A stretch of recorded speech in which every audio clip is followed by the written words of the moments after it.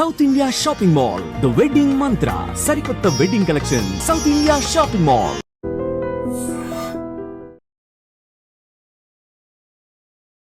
అభినయము కలగలిసినటువంటి అచ్చ తెలుగు అమ్మాయి, సౌత్ ఇండియాలో ఉన్నటువంటి అన్ని లాంగ్వేజెస్లో నటించినటువంటి నటి ప్రస్తుతం మనతో పాటుగా ఉన్నారు. తనే అందరికీ ఇష్టమైనటువంటి చెల్లెలు మీనా కుమారి గారు. మీనా కుమారి గారు నమస్కారం. నమస్తే అండి. ఎలా ఉన్నారు? ఐ డ్రీమ్ ప్రేక్షకులకి ముందుగా నా నమస్కారాలు.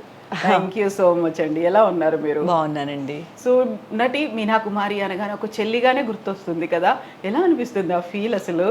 అంటే నటిగా అన్నప్పుడు చిన్నప్పటి నుంచి మనం చెల్లి, అక్క, వదిన అలా స్టెప్ బై స్టెప్ వచ్చినందుకు, అన్ని పాత్రలు పోషించినందుకు ఒక మంచి ఫీలే ఉంటుంది. ఎందుకంటే జర్నీలో మనకి ఫస్ట్ నుంచి ఉంది కదా, చెల్లి, అక్క, వదిన, అమ్మ, ఇప్పుడు ప్రస్తుతానికి అమ్మ వరకు వచ్చాం. సో జర్నీ బాగుందన్నమాట. అన్ని క్యారెక్టర్స్, అన్ని ఫీలింగ్స్ మనం ప్రదర్శించగలిగాము అనే ఒక తృప్తి ఉంది. సో ఫస్ట్ నాటి మీనా కుమారి అనగానే హిట్లర్ సినిమా గుర్తొస్తుంది. హిట్లర్ సినిమాల్లో 5 చెల్లెల్లో ఉన్నటువంటి ఆ ప్రేమ, ఆప్యాయతలు, ఒక చాలా దాన్ని కంట్రోల్డ్గా ఉంచాలి అని చూసేటువంటి ఒక అన్న, ఆ ఫీల్ ఎలా అనిపిస్తుంది? అసలు నిజంగా ఒక విధంగా నాకు అదృష్టం అండి. ఎందుకంటే ఫస్ట్ మెగాస్టార్ గారి సినిమా, 5 అది చెల్లి, అన్నా చెల్లెళ్ళకి. ఇప్పుడు యూజువల్గా సినిమాల్లో చెల్లెల క్యారెక్టర్ ఉంటుంది, మేబీ అంతా ఒక పోర్షన్ వరకే ఉంటుంది, మిగతా అదంతా హీరో హీరోయిన్ వేరే లవ్ స్టోరీ అలా వెళ్తుంది. కానీ కేవలం అన్నా చెల్లెళ్ళ స్టోరీ, హిట్లర్ అనేసరికి కేవలం అన్నా చెల్లెళ్ళ స్టోరీలో నేను ఒక చెల్లెలు అయినందుకు నేను చాలా అదృష్టవంతురాలన్నమాట. అది 5వ చెల్లెలు అంటే చిన్నమ్మాయి అంటే చాలా ప్రేమ ఎక్కువ ఇది ఉంటుంది కదా ఆబ్వియస్గా. సో టోటల్గా సెట్లో కూడా నా మీద కొంచెం ఎక్కువ అభిమానము, ఎక్కువ ప్రేమ ఉండేది అందరికీ. అప్పుడు చిన్నపిల్ల కాబట్టి కొంచెం అంటే అందరూ కొంచెం అప్పటికే ఎంట్రీ ఇచ్చేశారు, సినిమాల్లోకి ఎంట్రీ ఇచ్చేశారు. సో వాళ్ళకి కొంచెం ప్రొఫెషనలిజంగా ఉండేవాళ్ళు. మనకు అదంతా ఏం తెలీదు. సో మనం ఫస్ట్ వెళ్ళడం వల్ల ఆ కొంచెం అమాయకత్వం, ఆ కొంచెం అందరికీ అదేంటంటే నచ్చేది. ప్రొఫెషనల్గా ఉండేవాళ్ళం కాదు, అంతగా మనకి తెలియదు కాబట్టి అందరితో నవ్వుతూ, అందరూ నాతో బాగా మాట్లాడుతూ, చిన్నపిల్లని ఇప్పుడు మన చిన్నపిల్లలు ఎవరైనా షూటింగ్ వస్తే ఎలా చూసుకుంటాం అలా ఉండేది అనమాట. ప్యాంపరింగ్ ఉండేది. సో అది చాలా అదృష్టం అనే చెప్పాలి కదా. అంత పెద్ద సినిమాలో అంత పెద్ద మెగాస్టార్ పక్కన అలాంటి అదృష్టం అనేది ఎవరికో ఒకళ్ళకనే దొరకదు. ట్రూ. అప్పుడు ఏజ్ ఎంత మీది? అంటే అప్పుడే నాకు +1 అయింది, అంటే ఫస్ట్ ఇయర్ అయింది అంతే. సో మరి దాన్ని ఎలా బ్యాలెన్స్ చేసుకున్నారట, చదువుని ఇటు సినిమాని? అంటే చదువుగా అంటే మన సినిమాలోకి వచ్చేసిన తర్వాత ఇంకా చదువు అనేది మనకి సెకండరీ అయిపోతుంది కదా, ఆబ్వియస్లీ ఉండేది ఉన్నట్టు చెప్పాలి మనం. సో మనకి ఒకవేళ అవకాశాలు రాకపోయి ఉంటే మేబీ అటువైపు నేను ఎక్కువ కాన్సన్ట్రేట్ చేసి ఉండేదాన్నేమో. నాకు వెంటనే అవకాశాలు రావడం, అంటే నేను ఇదే కావాలి రోలు అని కూర్చోకపోవడమా, ఆ టైం నాకు తెలియలేదు. ఎలా అంటే మనం ఇలాంటిదే చేయాలి, అలాంటిదే చేయాలి. ఒకటి ఏంటంటే మన క్యారెక్టర్ చెప్పుకోవాలి సినిమా బయట వస్తే, ఓకేనా. తర్వాత మనకంటూ ఒక లిమిట్స్ ఉన్నాయి, ఆ లిమిట్స్ని దాటి మనం యాక్ట్ చేయలేము. ఈ రెండే అనమాట. అది తప్ప ఏ రోల్ చేయాలి, హీరోయిన్ చేయాలా, అది చేయాలా, ఇది చేయాలి, అలాంటి ఇది పెట్టుకోలేదు, రూల్స్ పెట్టుకోలేదు. సో నాకు వెంటనే చెల్లెలు దగ్గర హిట్లర్ చేసిన తర్వాత, నేను హిట్లర్ కన్నా ముందు రిక్షా వాడు చేశాను చిరంజీవి గారితో. ఎందుకంటే అది పక్కనే వెంటనే వచ్చింది. నేను హిట్లర్ ఎలా చేశాను అంటే మామూలుగా మనోరమ గారి కూతురు కింద లవ్ బర్డ్స్ చేశాను, ప్రభుదేవ్ గారి సిస్టర్ కింద, పి వాసు గారి డైరెక్షన్లో. సో నాకు అది ఇది ముందానే నాకు కన్ఫ్యూజన్. అంటే మేబీ రిక్షా వాడు తర్వాతే, అది పక్కన వెంటనే అనమాట. లవ్ బర్డ్స్ చేస్తున్నప్పుడు పి వాసు గారి డైరెక్షన్లో ప్రభుదేవా నగ్మా చేశారు, తమిళ్ మూవీ. అందులో చేశాను. అందులో చేస్తూ మనోరమ గారే ఇక్కడ కూడా అమ్మ అనమాట, చిరంజీవి గారి అమ్మ రిక్షా వాళ్ళు. మనోరమ గారి కోసం మేనేజర్స్ వచ్చారు, మాట్లాడారు, ఏదో మాట్లాడుతుంటే అప్పుడు నన్ను చూశారు వాళ్ళు లవ్ బర్డ్స్లో. సో అక్కడ కూడా చిరంజీవి గారి సిస్టర్ క్యారెక్టర్ కావాలి అని చెప్పేసి వెంటనే నన్ను అడిగారనమాట. బట్ అందులో వర్క్ కొంచెమే, బట్ అది కూడా ఇంపార్టెంట్ రోల్గానే ఉండింది, బాగానే ఉండింది. ఆ తర్వాత హిట్లర్ అనేది అసలు అదంతా మాసిపోయింది అనమాట. మిగతా ఏ చెల్లెళ్ళు చేసినా కూడా అదన్నీ మాసిపోయి హిట్లర్ ఒకటే నాకు మెయిన్ టైటిల్ అయిపోయింది అనమాట. చాలా ప్లస్సే కదా నాకు. So true. అందులో ఎన్ని నాస్టాలజిక్ మూమెంట్స్, మెమరీస్ ఎన్ని ఉన్నాయో, ఆ తర్వాత కూడా కొన్ని దాన్ని ఏమంటారు భయంకరమైనటువంటి సిచ్యువేషన్స్ బయట ఫేస్ చేసినవి కూడా ఉన్నాయి కదా. అవును, ఎందుకంటే చిరంజీవి గారిని తిడతాను కదా. అవును కదా. ఓకే, ఒక్క డైలాగే చాలు సినిమా అంతటికి. ఆ ఒక్క నాకు అదే అనిపిస్తుంది, అసలు పెద్ద మెగాస్టార్ గారి సినిమాలో ఒక చిన్న వర్డ్ కూడా అంత విలువ ఉంటుంది. సో ఒక చిన్న నా సెంటెన్స్ చిన్నదే, నేను చూస్తే ఎముళ్ళా ఉన్నావు నాకు అనేది, బట్ ఆ ఫీల్ అనేది ఒక అన్నయ్య కష్టపడి పెంచి అన్నీ చేసిన తర్వాత ఆ ఒక వర్డ్ ఎంత హర్ట్ చేస్తుంది అన్నయ్యని. సో అది జనాల్ని ఎంత హర్ట్ చేసింది. వాళ్ళ రియాక్షన్ చూసాక నాకు అర్థమైంది, అమ్మో ఇంత పవర్ ఉంటుందా డైలాగ్స్కి అని. కాకుండా అది మీ అంతా మీరు కావాలని చేసింది కాదు, ఆ స్క్రిప్ట్ అలాగే ఉంది, దాంట్లో సినిమాలో ఫ్లో అది నెక్స్ట్ సీన్ ని బిల్డ్ చేసేది, ఆ టెంపో మెయింటైన్ చేసేది అదే డైలాగ్. అందుకని అసలు ఆ డైలాగ్ అంటే ఆ సినిమాకి ఒక ఎక్కువ, అంటే ఆయన లాస్ట్ ఆ డైలాగ్ తర్వాత ఆయన అక్కడి నుంచి వెళ్ళిపోతారు కదా, సో ఆ పెయిన్ చాలా క్యారీ ఓవర్ అవుతుంది అనమాట దానికి. చాలా హర్ట్ అవుతుంది. అంటే నేను ఇంత అల్లారు ముద్దుగా పెంచుకున్నటువంటి తనే అలా అనేసిందే, ఏం నోరు తెరవని ఆ అమ్మాయి కూడా ఇలా మారిపోయింది అనేసరికి అసలు సినిమాలో అయితే గూస్ బంప్సే మొత్తం. మేము ఫస్ట్ అందరం కలిసి ప్రివ్యూ చూసాం. చిరంజీవి గారు, అక్క చెల్లెళ్ళు, మా వరకే ఒక ప్రివ్యూ వేశారు. అప్పుడు ప్రివ్యూస్ ఉండేవి కదా, మా వరకే ప్రివ్యూ వేశారు. ఫస్ట్ ప్రివ్యూ చూసినప్పుడు అంతా ఎంత ఆనందం అయిపోయిందో, టైటిల్లో మొత్తం స్క్రీన్లో పేరు వచ్చినప్పుడు. సో ఆ సినిమా అంతా మేమేదో ఒక శ్రీదేవి లాగా ఫీల్ అయిపోయాం. సో టోటల్గా పెద్ద హీరోయిన్ లాగా ఫీల్ అనిపించింది అనమాట, చాలా హ్యాపీగా అనిపించింది. సో బయట నువ్వు ఒక ఎముల్లా కనిపిస్తున్నావు అన్న డైలాగ్ ని ఎలా రియాక్ట్ అయ్యారు, అసలు ఎలా తీసుకున్నారు? అసలు ఇప్పుడు 50 days ఫంక్షన్స్ కంతా నేను చెన్నైలో ఉంటున్నాను కాబట్టి ఈ చుట్టుపక్కల వాటన్నిటికీ మమ్మల్ని పిలిచేవారు. సిస్టర్స్ అంతా చెన్నైయే, మమ్మల్ని సూళూరుపేట, నెల్లూరు, ఇవన్నీ 50 days ఫంక్షన్స్ అంతా మేము అటెండ్ అయ్యేవాళ్ళం. హైదరాబాద్ అంటే కొంచెం లాంగ్గా ఉండేది, దానికి కూడా కొన్నిటికి వెళ్ళాము. సూళూరుపేటలో ఒక ఫంక్షన్, 50 days ఫంక్షన్ సంథింగ్ అని, సరే రమ్మన్నారు. మేమంతా నేను అప్పుడు అంబాసిడర్ ఉండేది, సరే ఒక అంబాసిడర్లో వెళ్తూ ఉన్నప్పుడు కొంతమంది సూళూరుపేట ముందు ఒక విలేజ్ దగ్గర చాలా మంది అడ్డుకొని ఆపేశారు కారు ఆపేస్తే ఎందుకు ఆపేశారో అర్థం కాలేదు. బయట అన్న అరుపులు వినిపిస్తున్నాయి. అప్పుడు అద్దాల పైగా అది ఏంటి అరుసు, ఏదైనా గొడవ అవుతుందేమో, రోడ్లు ఏదైనా ప్రాబ్లం ఏమో, తీరా చూస్తే ప్రాబ్లం నేనే. నువ్వు ఎలా అంటావు చిరంజీవి నా మాట అని. సరే నాకు కూడా అందరూ ఉన్నారు కాబట్టి కొంచెం ఇదిగానే, లేదా మళ్ళీ చూడాలంటే చూసి మళ్ళీ ఎందుకు అన్నావు, ఎలా అంటావు అని. మనకేం తెలుసు, ఇది మనం ఇంత ప్రెషర్ ఉంటుందని మనకెలా తెలుసు అనగానే ఒక విధంగా అది హ్యాపీగానే అనిపించింది. అంటే అంత రియాక్ట్ అయ్యారు, అంత ఇన్వాల్వ్ అయ్యారు ఆ డైలాగ్కి. సో ఈ విధంగా కొంచెం మనం ఫేమస్ అయ్యాము అనిపించింది. సో చిరంజీవి గారి మీద ఉన్న అభిమానం ఎలాంటిదో, వాళ్ళ అభిమానులు ఎంత రియాక్ట్ అవుతారో అప్పుడు అర్థమైంది. ఛాన్సే లేదండి. బయట అసలు మనం అనుకుంటాం కానీ మనం చూసేదంతా ఘోరంతే అనిపిస్తుంది. అంత అభిమానం ఒక్కొక్కళ్ళల్లో ఉందండి. ఈ చిన్న రోల్స్ చేసే మా మీదే ఇంత అభిమానం ఉండేటప్పుడు అంత పెద్ద లెజెండ్ యాక్టర్ మీద వాళ్ళ మీద ఉండే ప్రేమ అసలు అతీతం. వాళ్ళు దేనికైనా రెడీ, ఆ ప్రేమకి వాళ్ళు దేనికైనా ప్రాణాన్ని ఇచ్చేసే దానికి కూడా రెడీ, అలా ఉండేవారు. సో ఈ ఇన్సిడెంట్ చిరంజీవి గారితో షేర్ చేసుకున్నారా మీరు, తెలుసా? అంటే ఆ తర్వాత షేర్ చేసుకునేంత తెలీదు, కానీ గొడవ అయిందని అల్లు అరవింద్ గారికి వాళ్ళందరికీ తెలుసు. ఎందుకంటే అక్కడికి వచ్చారు కదా, ఫంక్షన్కి వచ్చిన అందరికీ తెలుసు. ఇమారని వాళ్ళు నవ్వుకున్నారు. ఇంకేమంటారు, చిన్నపిల్లని ఇలా అనేసరికి నవ్వుకున్నారు అందరూ. అవునా, సరే నువ్వు బాగానే వచ్చావు కదా, నిన్నేం కొట్టలేదు కదా ఎవరు. సో ఆ తర్వాత వెంకటేష్ గారికి కూడా చెల్లిగా యాక్ట్ చేయడం అనేది. అవును, జయమనదేరా కూడా నా కెరియర్లో హిట్లర్ తర్వాత గొప్పగా చెప్పుకునే సినిమా జయమనదేరా. అంతకుముందే సురేష్ ప్రొడక్షన్లో నేను కలిసుందనరా ఫస్ట్ ఫిల్మ్ చేశాను. కలిసుందనరాలో ఒక చిన్న రోల్ అయినా కూడా ఆ రోలే సినిమా మొత్తానికి ఒక ఆయుపట్లాగా. సో టోటల్ బేస్ స్టోరీయే దాని మీదే ఉంటుంది. సో నేను కలిసుందనరా చేశాను. ఆ తర్వాత సురేష్ ప్రొడక్షన్లో రెగ్యులర్గా నేను ఒక 5 సినిమాల వరకు చేశాను. నాకు నేను, నీకు నువ్వు, కలిసుందనరా, జయమనదేరా. సో తర్వాత ఇంకో 2 సినిమాలు ఏదో కూడా చేశాను. సో కంటిన్యూస్గా పిలుస్తూనే ఉన్నారు. జయమనదేరాలో మాత్రం నాకు మంచి రోల్ వచ్చింది. మంచి అంటే టోటల్గా ఒక ఫ్లాష్ బ్యాక్కే ఒక రీజన్ అనమాట ఆ సినిమా, కీలకమైన పాత్ర అని. అది కూడా నాకు కెరియర్లో మంచి పేరు తెచ్చిపెట్టింది జయమనదేరా కూడా. అది కూడా మర్చిపోలేను. భానుప్రియ గారు, వెంకటేష్ గారు, తర్వాత విలన్స్ అంతా నా గ్రూపే కదా, వాళ్ళందరూ, శివపార్వతి గారు అత్తగారు. సో అందరూ చిన్నప్పుడే మంచి యాక్టర్స్తో, పెద్దవాళ్లతో చేసిన దానివల్ల చాలా మంచి అనుభవము ప్లస్ మెమరీస్. ఈరోజు వాళ్ళకి చాలా తక్కువ అది యాక్చువల్గా అంత పెద్దవాళ్ళు, ఎందుకంటే ఇప్పుడు ఇంత పాన్ ఇండియాలో అయిపోయి చిన్న రోల్ కూడా పెద్దవాళ్ళు చేస్తున్నారు. సో మాకు అలా దొరకడం అనేది మా జనరేషన్ వరకు చాలా అదృష్టం అనే చెప్పాలి. అందులో గుర్తుండిపోయేటువంటి పాత్ర అదే ఇప్పుడు అదే చెప్తున్నా కదా, నేను పెద్ద రోల్స్ చేశానని ఏం లేదు, అంత చిన్న రోల్ కూడా కీలకమైన పాత్ర అవ్వడం, ఆ సినిమాకి ఇంపాక్ట్ తేవడం, అది నేను ఎలా యాక్ట్ చేశాను అదే పక్కన పెట్టేసేయండి, బట్ అది ఎలా చేసినా కూడా ఆ పాత్రను చెప్పుకునే తగ్గట్టుగా మాట్లాడుతున్నారు కదా ఈ రోజుటి వరకు.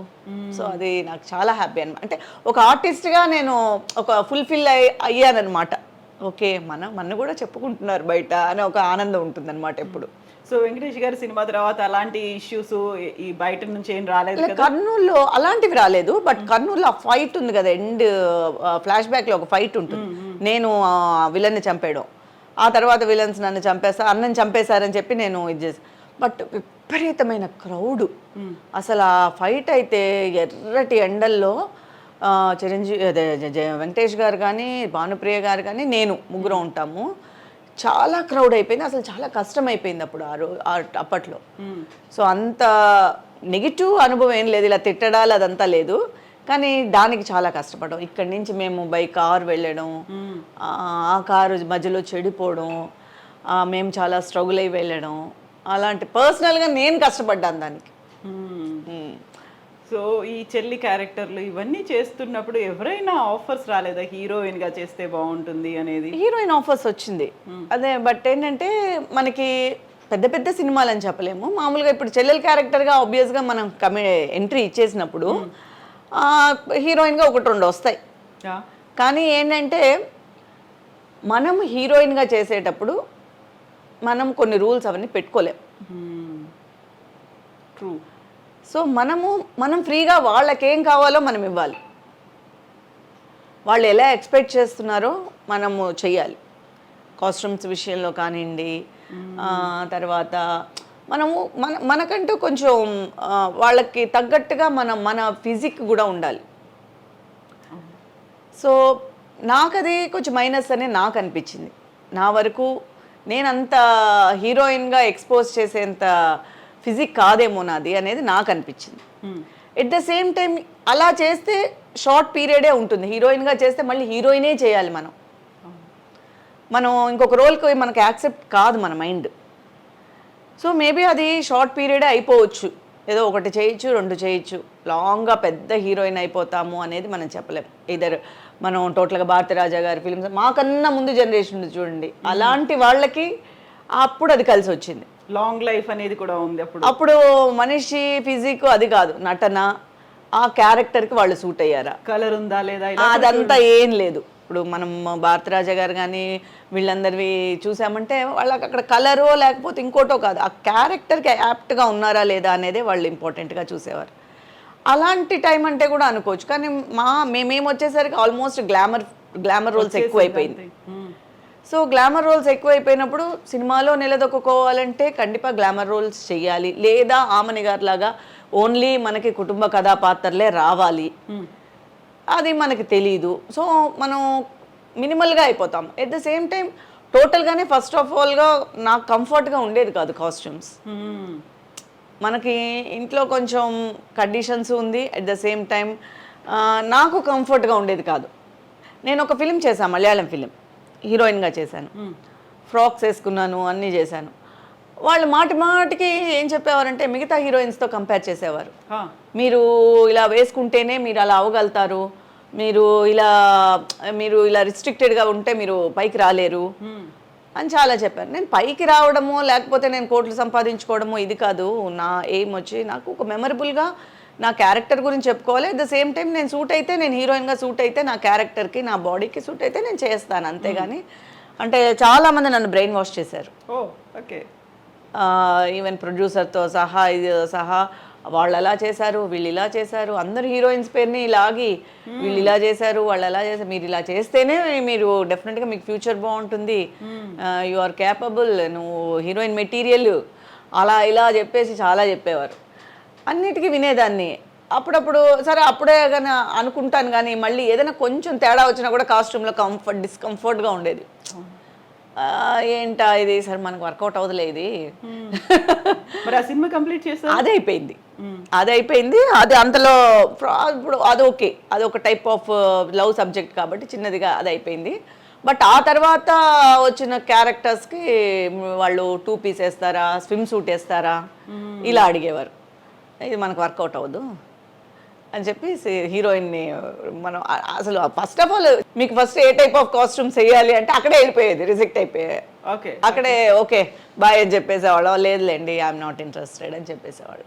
స్టోరీలు ఇవన్నీ వినకపోయేవాళ్ళు అసలు ఏ క్యారెక్టర్ ఫస్ట్ కాస్ట్యూమ్స్. స్టోరీ ఏంటంటే మనం విలేజ్ రోలు లేకపోతే హోమ్లీ అంటే మనం సూట్ అవుతాం. ఓకే, సైకలాజికల్గా అది మైండ్లో పడిపోయింది.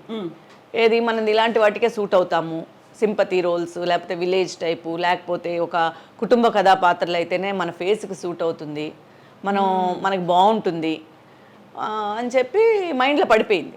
సో అందుకని ఫస్ట్ క్యారెక్టర్ స్టోరీ అడగంగానే 2 హీరోయిన్స్ అండి, ఒకటి గ్లామర్ రోల్, అది సరే వస్తానండి థ్యాంక్ యూ సో మచ్ అని చెప్పి వచ్చినాయి. కానీ అడిగారు, మొత్తానికి ఆఫర్ అయితే వచ్చింది కానీ చేయలేదు. సో ఇప్పుడు కొన్ని రూల్స్ మీరు పెట్టుకున్నారు, కొన్ని కండిషన్స్ వాళ్ళు పెడతారు, ఆ తర్వాత కూడా సరే ఓకే యాక్సెప్ట్ చేస్తాను, ఇందులో నేను యాక్ట్ చేస్తున్నాను అని చెప్పిన తర్వాత వచ్చేటువంటి ఇబ్బందికర సంఘటనలు అలాంటివి ఏమైనా మీరు ఫేస్ చేశారా? అంటే మెయిన్ ఏంటంటే మా జనరేషన్ వరకు ఒక పెద్ద లక్ ఏంటంటే ఎప్పుడు కూడా అమ్మలు నాన్నలు నాకు తెలిసి ఇప్పుడంటే ఎవ్వరూ రావట్లేదు, హీరోయిన్స్తో కానీ ఆర్టిస్టులతో కానీ ఎవ్వరు రావట్లేదు ఇప్పుడు. కానీ మా వరకు వచ్చారు, నేను ఎంట్రీ ఇచ్చినప్పటి వరకు వచ్చారు. సో మా చుట్టూ మనుషులు ఉండేవారు. సో వాళ్ళు అది దాటి అలాంటి సంఘటనలు మా వరకు వచ్చేవి కాదు, నేను ఫేస్ చేయలేదు. పర్సనల్గా నేనేమి అలాంటి సంఘటనలు ఏం ఫేస్ చేయలేదు. సో ఈ ఇండస్ట్రీకి అంటే ఇప్పుడు సీరియల్స్కి రాకముందు సినిమా ఇండస్ట్రీలో ఉన్నప్పుడు అసలు ఎందుకు వచ్చాను, వదిలేసి వెళ్ళిపోతే బాగుండేది కదా, అలాంటి ఇన్సిడెంట్స్ అలా ఎప్పుడు అనిపించేది అంటే పగలు రాత్రి వర్క్ చేస్తాం కదా, నిద్ర లేకుండా ఓ పక్క నిద్ర వచ్చేస్తూ ఉంటుంది, ఓ పక్క రాత్రి షూట్లు జరుగుతూ ఉంటుంది, అబ్బా అనిపిస్తుంది. కానీ అది స్క్రీన్ పైన లేకపోతే బయట వాళ్ళు పొగిడినప్పుడు అదంతా మర్చిపోతాం, తెర మీద చూసుకున్నా అలా మర్చిపోతాము ఎవరైనా పొగిడినప్పుడు. కానీ ఫస్ట్లో అంత నిద్ర లేకపోయినా కూడా ఆ క్యారెక్టర్ వల్ల మనకి ఆ ఇంపాక్ట్ ఉండేది. అది ఇప్పుడు కొంచెం రాత్రి నిద్ర లేకుండా చేయమంటే మాత్రం అబ్బా అనిపిస్తుంది. ఇప్పుడు రూల్స్ పెట్టుకుంటున్నాం, రాత్రి అయితే మేము చేయం, లేదా ఎప్పుడోసారి అయితే ఎమర్జెన్సీ అయితే చేస్తాము, రెగ్యులర్గా నైట్స్ షూట్ అయితే మేము చేయము అనేది ఇప్పుడు బయటపడి చెప్పేస్తాం. ఇప్పుడు ఇంకా కొంచెం సీనియారిటీ వచ్చింది కదా. 30 years almost 25 years. Okay, very first తమిళ్లో చేశారు మీరు? ఫస్ట్ ఎంట్రీ తమిళ్, విజయకాంత్ గారి ఫిలిము, అందులోనూ సిస్టర్ అనమాట. యాక్చువల్గా అప్పుడే అనుకున్నాను చేద్దాము అని, అప్పుడు ఆఫర్ వచ్చే అది ఒక పెద్ద, నేను అదే చాలాసార్లే చెప్పాను కానీ ఎన్నిసార్లు చెప్పినా మర్చిపోలేని విషయం అది. పెద్ద ఫస్ట్ స్టార్ట్ అవ్వడమే ఫైట్తో స్టార్ట్ అయింది నా కెరియర్. ఓకే, ఫస్ట్ తీసుకెళ్ళి ఫైట్ ముందు నుంచోబెట్టారు, ఏం తెలీదు, మొత్తం అన్ని తాళ్ళు కట్టేసి రోప్స్ కట్టేసి రోప్ షాట్ వేరే. ఆ హీరో ఏంటంటే పెద్ద ఫైట్స్లో చాలా సూపర్ స్టార్ అనమాట ఆయన, ఇక్కడ తమిళనాడులో విజయకాంత్ అని. ఆయన మీద నన్ను ఎక్కించుకొని ఫైట్ చేస్తాడు. నేను చిన్నప్పటి నుంచి చబ్బీగానే ఉండేదాన్ని, అంత సాహసం ఆయన ఎలా చేశారో నాకు అర్థం కాదు ఇప్పటికీ. కానీ అంత స్ట్రాంగ్గా ఉండేవారేమో. నేను అదే అనుకున్నాను, ఎలా అబ్బాయి యాక్సెప్ట్ ఏదో ఏ బక్క పిచ్చినో కదా కమిట్ చేసుకోవాలి, ఇలాగా నన్ను పోయిసరి మనకు తెలియదు అది, అంటే ఇలా కట్టేస్తారు, ఇలా మనం ఫైట్ తీయాలి అనేది తెలియదు. వాళ్ళు చెప్పింది ఏంటి, ఒక సిస్టర్ క్యారెక్టర్, ఫ్యామిలీ, శ్రీవిద్య గారు అమ్మగారు. అదేంటిది ఫస్ట్ నాకు అమ్మగారు శ్రీవిద్య గారే, హీరోయిన్ ఖుష్బూను రంజిత, ఇద్దరు హీరోయిన్స్. వీణ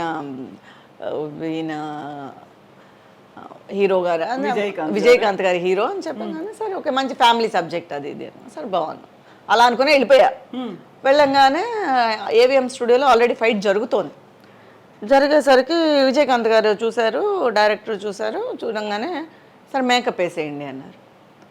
మేకప్ టెస్ట్ ఏమోలే అనుకున్నా, సరే మేకప్ టెస్ట్ ఏమోలే మామూలుగా ఓ చూడీదార్ ఇచ్చారు, అది వేసుకొని షార్ట్కి రమ్మన్నారు. అసలు ఏమీ తెలియలేదు, అర్థం కాలే, ఫైట్ ఉందని తెలియలేదు. కానీ చెప్పడం నేను అన్నా మళ్ళీ ఇప్పుడు ఫైట్ కదా జరుగుతుంది, నాకు ఇంట్లో కదా సీన్స్ ఉండాలి కదా, నేను ఇంట్లో కదా ఉంటాను, ఇప్పుడు ఫైట్గా జరుగుతుంది, ఇప్పుడు చూస్తారమ్మా, లేదు మాది చూస్తారు. మళ్ళీ అన్నీ వెళ్ళి గెటప్ అంతా వేసి మొత్తం అన్నీ పెట్టిన తర్వాత జుట్టు కూడా అసలు పాపం లేదు, విగ్గు పెట్టి మామూలుగా జుట్టు ఉండేది నాది. మళ్ళీ ఏదో విగ్గు ఏదేదో చేశారు మొత్తానికి, మొత్తం మేకప్ వేసేసారు నాకు. ఇది మొత్తం ఒక 2-3 అవర్స్ నా చుట్టూ ఒక 50 మంది ఉన్నారు. ఆర్నమెంట్స్ పెట్టేసి అంటే అప్పుడు ఆర్నమెంట్స్ లేదు, ఫైటే కదా, సింపుల్ డ్రెస్సే అనమాట. సింపుల్ చూడిదార్ వేసాను. తీసుకెళ్ళగానే సరే షార్ట్ చేద్దామా చూద్దామా అన్న. ఫస్ట్ తీయగానే ఒక పేజ్ డైలాగు, తమిళ్ రాదు. ఫస్టే ఒక పేజ్ డైలాగు ఫైటర్స్తో, ఏం అర్థం కాలే. నేను మా కజిన్తో చెప్పా, వెళ్ళిపోదాము, నాకు ఎందుకు భయం కావట్లేదు, నాకేందో ఏం అర్థం కావట్లేదు, లాంగ్వేజ్ ఏం అర్థం కావట్లేదు ఫస్ట్ అంటే. లేదు నువ్వు అవసరపడకు, ఈరోజే ఏం తీసేయలే, ఊరికే నీకు టెస్ట్ చేస్తున్నారు అంతే, చూద్దాము వెలిసి అర్జెంట్, నువ్వు టెన్షన్ పడకలే. సరే ఆ రోజు ఇంకా డైలాగ్ తీయకుండా చెప్పించారు. చెప్పించి తర్వాత ఫైట్ తీశారు. ఫైట్ తీసినప్పుడు మళ్ళీ డైరెక్టర్ గారికి కొంచెం తెలుగు తెలుసు, అరవింద్ రాజ్ గారని. ఆయన కూర్చోపెట్టి, బాగుంటుందమ్మా, నువ్వేమి భయపడద్దు, ఇలాగా ఫైట్ అంటే ఆయన మీద ఎక్కాలి. ఆయన పడిపోతారండి అన్న. ఆయన పడిపోకుండా మేము చూసుకుంటాం, ఆయన ఎత్తుకుంటే నన్ను పడిపోతారండి అని. ఎంత ఇన్నోసెంట్గా ఉండేదన్నమాట మైండ్. అంటే లేదమ్మా, పడిపోకుండా మేము చూసుకుంటాంలే అని చెప్పి మొత్తానికి ఆయన కాలు, ఆయన ఇది నా కాలు కట్టేసి, అంటే ఆయన రోప్ షాట్ లో గోడ మీద ఇలా స్టెప్స్ వేసి గాల్లోకి ఎగురుతారు, స్పైడర్ మ్యాన్ లాగా ఎగిరి ఈ విలన్ని కొడతారనమాట. సో ఇదంతా పైన మేము ఉండాలి కదా, నేను ఉండాలి కదా, భుజం మీద వేసుకుంటారు, ఉప్పు మూట్లాగా వేసుకొని ఫైట్ చేస్తారనమాట. ఒక 15-20 రోజులు జరిగింది ఆ ఫైట్ 15 days జరిగింది. సరే ఇక ఫైట్ అబ్బా అనుకునేలోపు కట్ చేస్తే సాంగ్ ఊటీలో. సో ఊటీలో సాంగ్ కదా, ఫ్యామిలీ సాంగ్ అనమాట. సో అది ఎంజాయ్ చేసి వచ్చాము. అప్పుడు శ్రీవిద్య గారు చాలా ఎలా ఉండాలి, ఏంటి ఇండస్ట్రీకి నువ్వు కొత్త, ఎంత జాగ్రత్తగా ఉండాలి, ఎలా మేకప్ చేసుకోవాలి, ఎలాగా ఇది చేయాలి అని చెప్పి చాలా చెప్పించేవారు. చాలా ఫస్ట్లో కొంచెం మాట్లాడేవారు కాదు. నా ఇన్నోసెన్స్ చూసి తర్వాత సరే ఏదో టింగర్లా ఉంది, సరే పోనీలే పాప చిన్నపిల్లగా ఉంది అని చెప్పి తర్వాత దగ్గర తీసుకొని అన్నీ చెప్పేవారు. తర్వాత ట్రాక్ మధ్యలో నడవడం ఎలాగా, ట్రాక్లో నడుస్తూ డైలాగ్ చెప్పడం ఎలాగా ఫస్ట్లో వచ్చేది కాదు. కోఆర్డినేషన్ చూసుకోవాలి కదా, అది చాలా. ఆ తర్వాత సరే నేను అమ్మ నడుచుకుంటూ వస్తామన్నమాట ట్రాక్లో. ఆవిడ ముందు మాట్లాడుకుంటూ వెళ్తారు, నేను వెనకాల ఫాలో చేయాలి. నేను ఏదోటి ఆవిడ చెప్పిన దానికి కౌంటర్ ఇస్తూ వెళ్ళాలి. సరే చూశారు, నేను మాట కింద చూసేస్తున్నాను, పడిపోతానేమో భయం. సో ఇది వర్కౌట్ కాదని మళ్ళీ ఏం చేశారు, 2 ట్రాక్లు వేసి ఆ 2 ట్రాక్ల మధ్యలోనే మమ్మల్ని నడిపించారు. సో మన కోసం అంత చేశారు అంటే ఆ షాట్ ఎంత ఇంపార్టెంటు, ఆ షాట్ అలాగే తీయాలని ఆ డైరెక్టర్ ఎంత పట్టుపట్టారు. ఆ వర్క్ మీద ఉండేది అంటే ఏదో ఒక ఎలాగైనా తీయాలి, అలాగే తీయాలి షాట్, ఈ అమ్మాయి చేతి చేయించాలి. అని తర్వాత కొంచెం అలవాటైంది. విజయకాంత్ గారితో ఫైటింగ్ 15 రోజులు షూట్ అన్నప్పుడు 15 రోజులు అలా ఎత్తుకునే ఉన్నారా మిమ్మల్ని? 15 రోజులు లేదు. ఫస్ట్ లో ఏంటంటే నన్ను ఒక బాక్స్ లో దాచేస్తారు. బాక్స్ తీసినప్పుడు ఫస్ట్ మీరుంటారు, తర్వాత అందులో ఉంటే ఆయన కాపాడి ఒక 5-6 షాట్సే ఎత్తుకోవడం. ఓకే, మిగతా అంతా ఓ పక్క నుంచో పెట్టే ఫైట్ చేస్తారు కదా. కొన్ని ఫస్ట్లో మాత్రమే అది తీసినప్పుడు ఎవరో విలన్ అనుకొని తీస్తారు, నేను లేస్తాను, ఈ లోపల ఎవరో వస్తుంటే అప్పుడు గబక్కన మీద వేసుకొని ఫైట్ చేస్తారు. ఆ తర్వాత కింద నుంచో పెట్టి మళ్ళీ బ్యాలెన్స్ ఫైట్ అంతా ఒక 5-6 షాట్స్ అనమాట. ఓకే, తర్వాత ఏమన్నారు మీరు భుజాన్ని ఎత్తుకున్న తర్వాత విజయకాంత్ గారితో కానీ? తర్వాత ఆయన ఏమన్నారంటే ఫస్ట్ షార్ట్ అయిపోయింది, నేను ఎవరో తెలుసా అన్నారు. నేనే ఫస్ట్ టైం చూడడం, తెలీదు అంటే ప్రాబ్లం. అంటే పెద్ద హీరో అని తెలుసు, తెలీదని చెప్పలేను, కానీ ఫస్ట్ టైమే చూడడం. తెలుసు సార్, అలా కాదు అన్నట్టు. మళ్ళీ ఎవరు అడుగుతారేమో అని భయం క్వశ్చన్స్. తెలుసు సార్, నా ఫైట్స్ తెలుసా, నేను ఫైట్ చూశాను. ఈ లోపల ఆయన షార్ట్కి పిలిచారమ్మ. అప్పుడు ఫైటర్స్ అంతా తెలుగు వాళ్ళు కొంచెం చాలా మంది ఉన్నారు, పొన్నాంబలం గారు వీళ్ళంతా కూడా అప్పుడు ఉండేవారు ఫైట్ ఇదిగా. సారు ఫైట్ ఏంటి స్పెషల్ అంటున్నారు, ఎలాగా? ఆయన గాల్లో కిక్ చేసి కొడతారు, అది ఆయన స్టైలు. ఓకే అలా కొంచెం నేను ఈ లోపల తెలుసుకుంటున్నాను అనమాట ఆయన గురించి. మెల్లిగా ట్యూన్ అయ్యి ఆయన సినిమాలు చూడడం. అప్పుడు ఇవి కూడా లేదు కదా, టోటల్గా మనకి మొబైల్స్ రాలేదు ఇంకా అప్పటికి. మొబైల్స్ లేదు. సరే ఇంటికి వెళ్ళి మనం ఏదైనా థియేటర్కి వెళ్ళే చూడాలి, సినిమా చూడాలంటే అప్పుడు వెంటనే ఆయన సినిమా అంటే ఎక్కడి నుంచి వస్తుంది. సో ఆయన సినిమా ఏదైనా రిలీజ్ అయితే గబగబా పరిగెత్తి వెళ్ళి ఆ సినిమా చూడటం, ఆయన ఎలా చేశారు ఏంటి అనేది అప్పుడు ఒక్కొక్కళ్ళ గురించి తెలుసుకోవాలన్నమాట. సో సినిమా మీద అవగాహన అనేది ఆ తర్వాతే మొదలైంది. బేసిక్గా అంతకు ముందు వరకు ఏదో చిన్న ప్రేక్షకురాల్లాగా సినిమా చూడడమే కానీ దాని మీద పెద్ద అవగాహన లేదు.